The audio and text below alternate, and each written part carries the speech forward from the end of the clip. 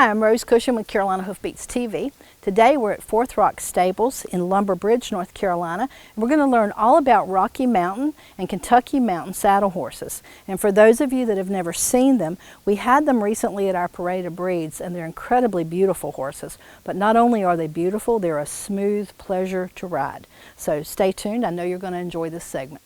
Hi, I'm Jesse Chase of Jesse Chase Performance Horses in Wendell, North Carolina, and I'm proud to feed Mule City Feeds.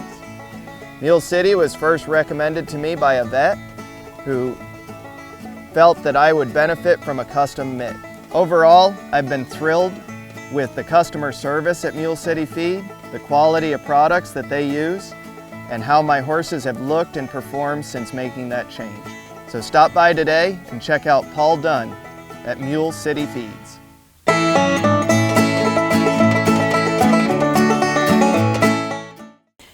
Hi, I'm Rose Cushing, host of Carolina Hoofbeats TV, and we are in Lumber Bridge, North Carolina today with Chuck Mars at Fourth Rock Stables. So Chuck, tell me a little bit about that unusual name. How did you come up with Fourth Rock? Well, our last name is Mars, and it's the fourth rock from the sun, right. So Fourth Rock Stables. Makes perfect sense. And here at the stables, you raise Rocky Mountains? Yes, ma'am. And Kentucky Mountain horses? Correct. So tell me a little bit about the breed.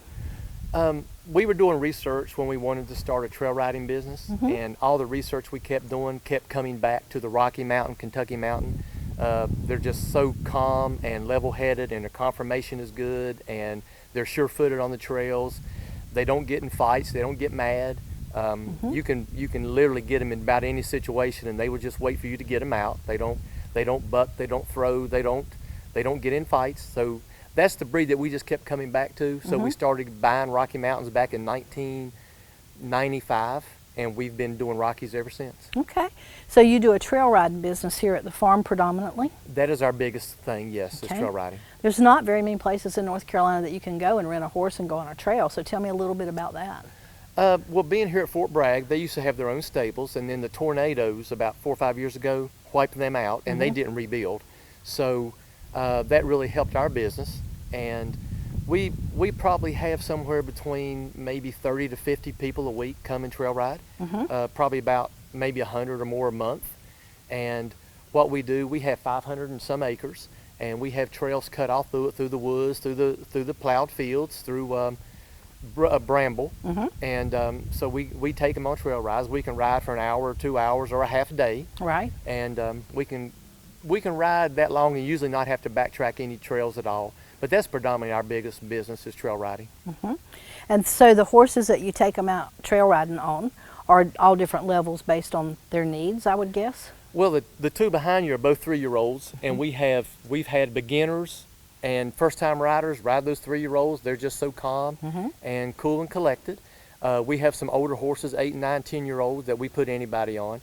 But just our training method and the way we break our horses and deal with them, by the time that we are confident enough to put clients on them, we're very confident and comfortable with putting them on anybody. And those two right there are perfect examples. We put anybody on them. Right, they're beautiful horses too. Tell me a little bit about their colors. I know Rocky Mountains come in a lot of different colors. I'm familiar with quarter horse, and they don't recognize a lot of them. Well, they're a rainbow. A lot of the breeders breed for different colors. So the one on our right would be a chocolate with a flaxen mane and tail, and he's out of a very famous stallion called Chocolat. Right. The one on the left is out of the Illusionist, and his granddaddy is Chocolat. Okay. So they both, if you look at their faces, they look very similar. They both gait similar. And we like that bloodline a lot. And the other bloodline we use is Union Blue, which is a very famous stallion. He's very calm, and he produces great colts. So those are predominantly the two bloodlines we use, are Chocolat and Union Blue. And both their colts are very, very calm, very willing, and we can put anybody on them. And Chocolat, the chocolate Palomino, he was in the Parade of Breeds? He was. He was in the Parade of Breeds representing the Kentucky Mountain, because he's double registered. Okay. So he represented the Kentucky, and the other one we had represented, the Blue Roan represented the Rocky, and he's double bred both. So either way, right. They're both Rocky and Kentucky. Okay. So if anybody came to Horses Got Talent in December and saw the Parade of Breeds, these two beautiful horses were represented very well in that Parade of Breeds. And the other horse that was in the parade's a Blue Roan, right? He's a Blue Roan, yes. Right. and he's out of Union Blue. Right, I and figured. He's very, again, he's very calm, very, very willing, and he does endurance rides. So endurance rides too. Now tell me a Yes. little bit about that. We also train and do endurance rides with our Rockies, and what we do is we go to the Moss Foundation and we will ride 3, 4, 5 hours at a time. Right. And the way we do ours, we will canter, do a nice canter, and then we will bring them back down, and we can gait our horses and let them catch their breath without having to walk. Right. And then once they've recouped, then we can go canter again. So normally, y'all probably canter maybe about 5 miles, and then we'll gate 2 or 3 miles, Right. and they'll catch their breath, then we go canter 4 or 5 miles, and that's the way we train ours to do endurance rides. That's awesome. So they're really well-rounded horse. I know you were telling me you've done a little cow work with them. We go over to Jerry King's place from time to time and play with the cows, and we do endurance riding, and we do trail rides, and we've done some obstacle course competitions Right. with them. So we do a lot of different things with our horses. Yeah, that's cool that they're such a well-rounded breed. They are very well rounded, and they're so level-headed, and they're fun, and they don't get upset, and they don't spook, so we can do a lot of different things on them. Right.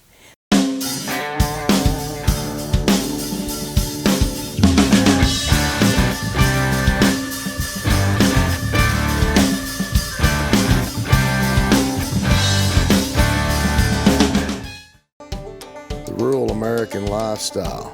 It's how we work, and it's how we play. It's how we learn and how we enjoy the finer things in life.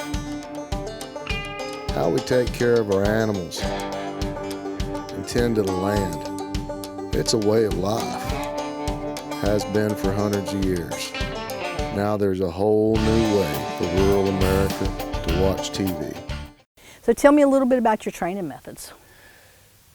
We do very gentle methods. We have our own round pen that we start them out in, and we've started recently using a chub horse, where we think that keeps them a little bit calmer. And so we take a chub horse in there and we yield hindquarters and get them to follow, and we do all that with the chub horse, and then we do some groundwork on the ground, and then we put a saddle on them, and we usually have one under saddle in 2 days. Yeah, we have one under saddle, and we usually trail ride them in 3 days. So a chub horse is like a pony-in horse, like a...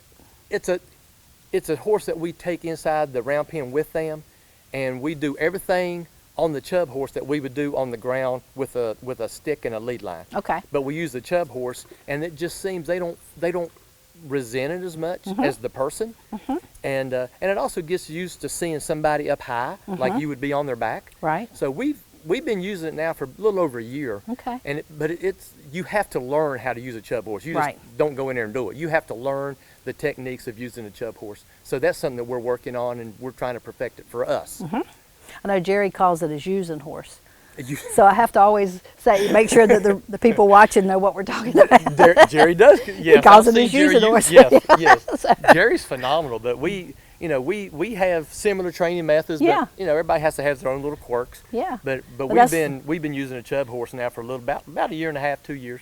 We've been allowing a pony and horse in the colt startings because we feel like it does help give them some moral support, and make it a little easier because we have such a short amount of time to train them in. The road to the horse competition in Lexington, Kentucky at the horse park, for years they did not. And then within the last 2 years, they started allowing their competitors to use a chub horse. So about then we started using a chub horse Right. here also, because that seemed to be the way things were going. So we had to learn how to use it. Our first competition we didn't, but I talked to a lot of the trainers and everybody felt like that was the best thing for the horse, and that's what mattered the most to me, is that the horse didn't get messed up in this Just quick seems to make them a turnaround. whole lot calmer when It there's another did. horse in there with them. It really did. They don't try to kick, they don't try to fight and bite. They seem to be very calm and willing, and the chub horse just has made a big difference for us. Now I know you do a lot of work with problem horses too. Yes, so we do. Tell me a little about that. We have clients that have one problem or another with their horse, and they can send them to us, and these two young ladies are phenomenal, and what they do is we will identify the problem, and then we will work to solve that problem so that when we give the client back their horse, they have a good trail horse, a good partner. That sounds good. Now tell us their names. The horses or the girls? Girls. Okay. The one on the left is Libby Santa Maria. The one on the right is Chelsea Sanford. Okay. Very good. And you keep watching, because at our all-girl colt starting, both of these ladies are going to be competitors in June, so keep your eyes peeled. We're very excited to have them. We are too. They will both do it. It's funny because they're such good friends, but it'll be fun to watch them compete against each other. Yeah. Yeah. You know, it's funny, in the trail challenge, in the colt starting, all of them help each other. And I was at a colt starting, and the girl could not rope her horse to get the halter on. So one of the other competitors asked for special permission to rope it and hand her the rope, and they let him do that. So it's a good bunch of folks. She was on the UK rodeo team. She was a roper. Okay, nice. So. Very nice. So when you take in problem horses, do you just deal with gaited horses, or do you do every breed? We've done Arabians, saddlebreds, spotted mountain, quarter horses, thoroughbreds. So just about any kind of problem. Yeah, we've probably had about 15 in the last 2 years. Problem horses come in. Very nice. Now, how are the Rockies and the Kentucky Mountains as far as their health? Are they sturdy, durable animals, or are they finicky? No, they're very easy keepers. The only problem we've ever had is if you get a horse from Kentucky, they don't like coastal hay. Right. The coastal grass they love. It's sweet and they love it, but they don't like coastal hay. It doesn't do well. So we feed Orchard Timothy just because it's a bigger leaf grass, and that seems to solve all the problems. That makes sense. How about their feet? How do their feet hold up? Well, we ride most of ours barefoot, unless we're going to go to Uwharrie or up in the mountains of Virginia, Mount Rogers or Burke's Garden. Then we put shoes on just to protect the horse, because they're going to be riding for hours and hours on rock. But most of ours we keep barefoot, so good, and they do good fine. hard feet. That's nice. Yes, they have good sturdy black feet. Yes. I don't know much about the breed, so that's why I'm curious about little questions. They're really, really pretty horses. And how did they come about, the Rocky and the Kentucky? Back in the plantation days, the plantation owner wanted to be able to go check his property and not be sore at the end of the day. And so they developed the Tennessee Walker and other gaited horses, and this was the derivative of that, was the Rocky and the Kentucky, that they could ride their plantation and not hurt. Yeah, it's such a smooth ride. It's a 4-beat gait, so there's 1 foot on the ground all the time. You don't bounce, you just it's like sliding over ice. It's very smooth. Even when they transitioned to different things, it was very, very smooth to watch them. Well, that's one of the ways. A lot of trainers don't, but we do. We canter ours, and then we bring them back down to the gate, and then we canter them. And so we constantly keep them in and out, and it seems to build muscle and endurance at the same time. But ours don't have a problem with it at all. But again, that's the way we train them. Right.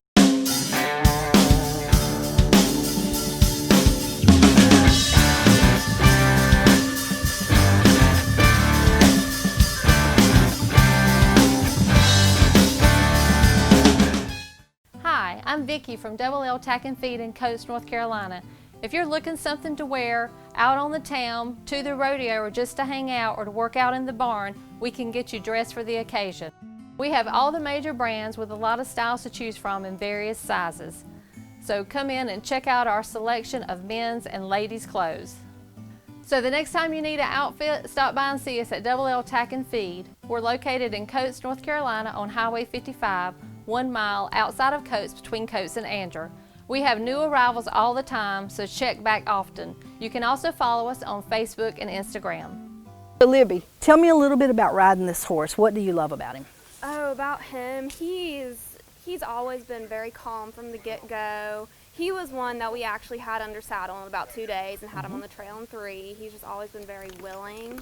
And that's something that I've noticed to be a theme within the Rocky and Kentuckys, because both of us started out riding quarter horses and thoroughbreds and stuff like that for most of our younger years. And coming here, these were my first gaited horses to ride, and just the personality difference has been shocking in the most delightful way. Right.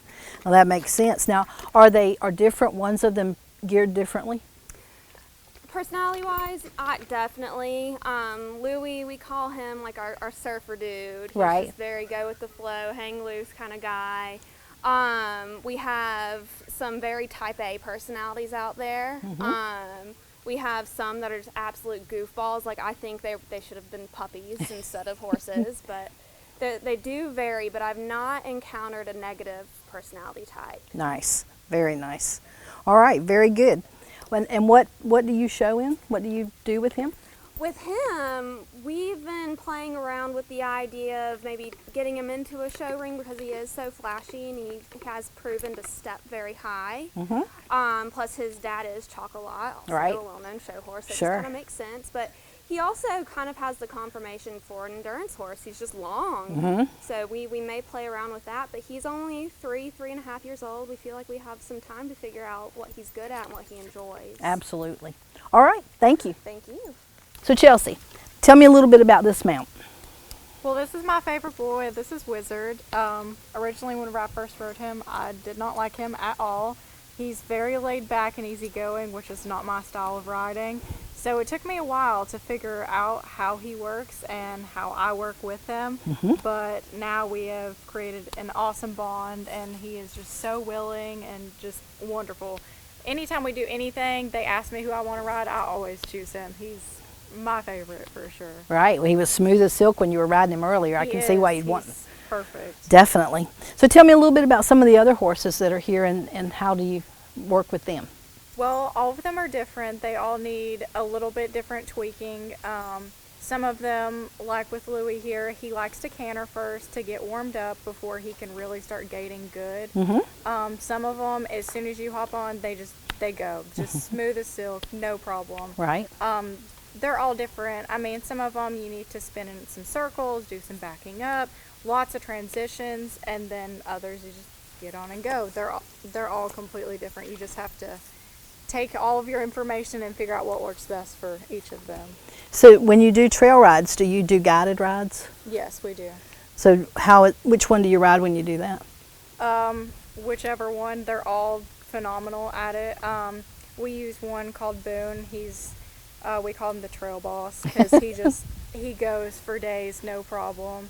So he's one that you can like one hand neck rein. He knows all the trails by heart, and he goes. He is the go-to man for the trail rides. There you go. All right. What do you like best about the breed? Well, personally, I've never had any experience with gaited horses. Like with her, I grew up with quarter horses, thoroughbreds, Appaloosas, Paints. So I was really intimidated by the whole gating thing at first because I had no idea what I was doing. Right. But now that I've gotten into it and everything, I love it. I mean, I can ride these guys all day long, and I can flip-flop between all the different ones, and I never get sore, never get tired. And then I have 2 quarter horses, and I can go ride both of them, and I'm exhausted afterwards. I mean, it's just crazy how much your body has to work for a non-gated horse versus one of the gated ones. I mean, you do not have to work. It's wonderful. All right. Thank you very much. You're welcome.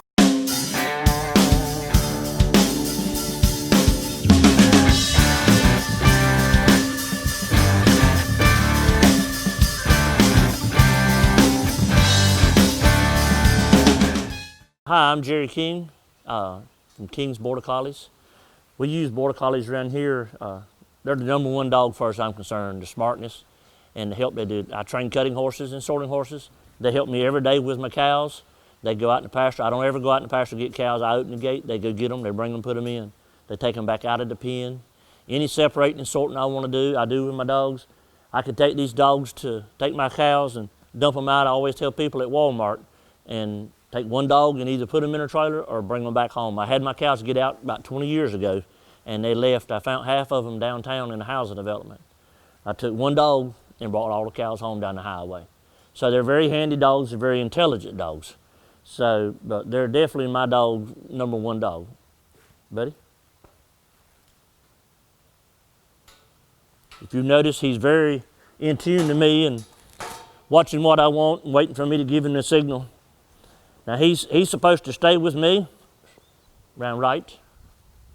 He knows his left right a little better than some of the customers I have here do. Stop. Walk up. He loves his job. Now he'd rather do that than eat. But this is what we look for in a cow dog. If you ever decide you want one, give me a call. We have puppies all the time. This is a young dog. I just started breeding some, so we have puppies off of him. We have puppies off of him all the time for sale, and young dogs. We have started dogs and we train dogs for other people. So if you have a dog you want to get started, just give me a call. Thank you. So tell me a little bit about your corporate team building. We've had several corporations in the Fayetteville area and Lumberton that have come and wanted to do some type of a team building exercise. And we sort of cater to whatever they want. We do poker runs where we put out buckets out in the trail. Right. And we go pick a card, come back, deposit it, go get another card, and that takes about 2.5, 3 hours. And then at the end of it, we usually do a cookout for them. And then we do the poker hands to see who had the best poker hand, and they get prizes. Right. Tomorrow we have some soldiers coming that have PTSD. And the clinical, what do they call those? Clinical Psychologist? Yes, thank you. The clinical psychologist called us and wanted to know if we would do that, and we do.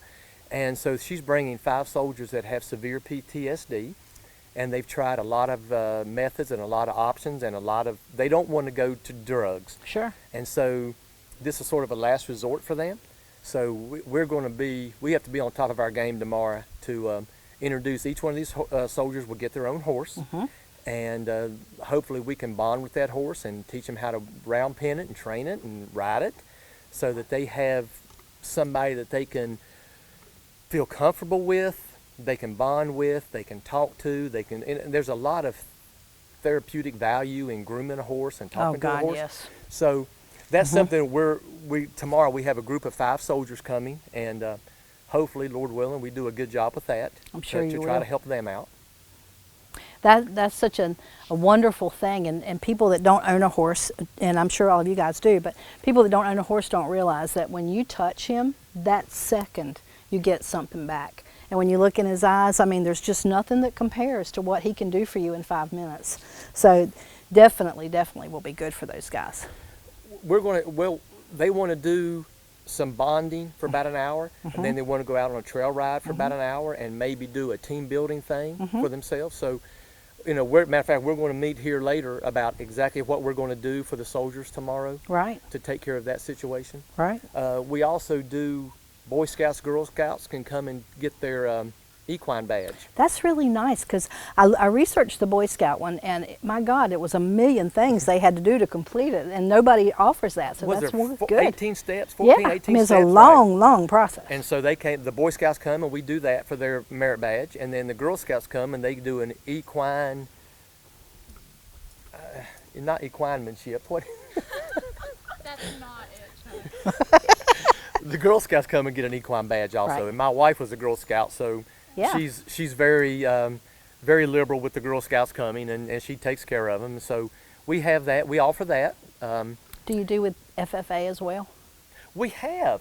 We had the FFA group from Red Springs High School. There was about 25 of them. They brought a bus, and we spent a whole day with the FFA from Red Springs. Nice. And we went over the cost and the feed and why we feed what we feed and the different types of feed and different types of grass and hays, and they were very attentive to everything we were talking about. They did a really nice job. And are you guys available for 4-H groups? Because a lot of them request somebody to talk to their kids. Who was that lady that we also go to schools and do career day and professional days. Right. We go to those.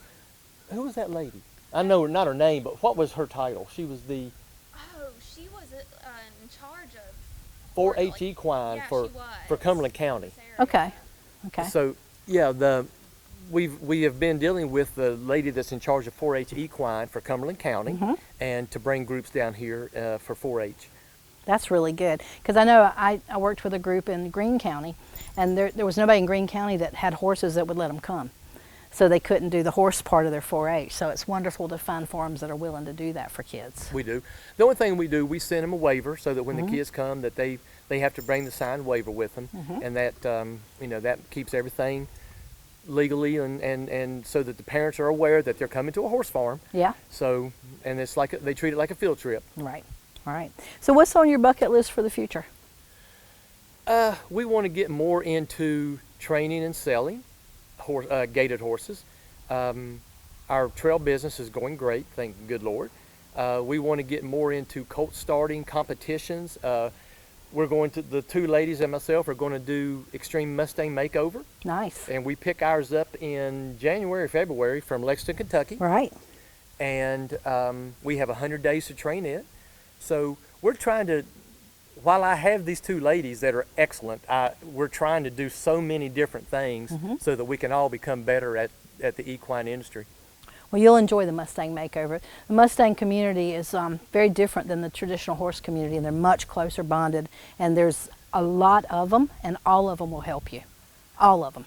I mean, you can call a complete stranger and Libby say... and I went last year to Lexington to get a feel for it, of what all was involved. Yeah. And so we're gonna do it. Yeah. And we're gonna go pick ours up and bring it here, and we have 100 days, and we've already got pen to paper where we're the routine that we want and the tricks that we want to do, and right. So yeah, that's going to be awesome. Well, we'll come back and check you out when you've got your Mustangs and see how it's going. Yeah, maybe. Very nice. Please do. You'll be fine. You'll be fine, I'm sure. Tails in the dressage world, as in all horse shows, they're very important. Kind of the horse's crown of glory, right? So there's several ways to handle it. Most people who do show in the dressage ring, they like for the tail to be tapered at the top. I always say it makes their horse's butt look sexy. But there's several ways to go about getting this done, right? And so what you want to think about is, does your horse live inside? Does he live outside? If he lives inside and you want to clip the sides of the tail, totally up to you, and we'll show you how to go about that in a little bit. But if your horse lives outside, or you just don't like the idea of taking all that hair off because you like the natural look and you want your horse to have that protection, which is me, there's another way to go about it, okay? So all you have to do is wet your horse's tail, like an hour or two before your class, and take a bandage, either a tail bandage or an ace bandage, something that's not too restrictive, and wrap that tail. Okay, what that's going to do is it's going to compress all the hair, and just before you go into the arena, you can yank that thing off. Okay, you just want to make sure that you do remember to take it off. Very important with boots and bandages too. We're not allowed to ride in the arena with them. The thing about boots and bandages that I didn't mention earlier, we were talking about the whiteness of your socks and stockings, is that very often people want to wear them in the warm-up, and then they want their groom or their friend to yank them off before they head to the ring. Very often the warm-up is dusty. If your horse has white legs, you might want to rethink this, because you can end up with big black marks on the legs, and that can leave you scrambling at the last minute before you go into the arena. Anyway, so that was a little bit of a rabbit trail. So back to the tails. So that we're going to have a tapered tail at the top, however we want to handle that. And then the other thing we want to do is we want to make sure it's very free flowing. It has lots of movement in it. And this horse does not have a great tail, but we can make it look better by doing a couple things, okay? We can use this product, which is my favorite, is Shoshin Gel, okay? I do not put conditioner on my horse's tail. I wash it with the Lucky Braid shampoo. I let it dry completely. And then I put liberally put Shoshin Gel in his tail. In my experience though, most people take off too little when they're banging tails, not too much. So these are the things that I think are really important about having a beautiful dressage tail. Well, I know you've enjoyed today's episode. Kentucky Mountain and Rocky Mountain horses are really incredible gaited horses, and they look like a ball to ride. So thank you for watching, and I'm going to go change my boots and ride one of these babies.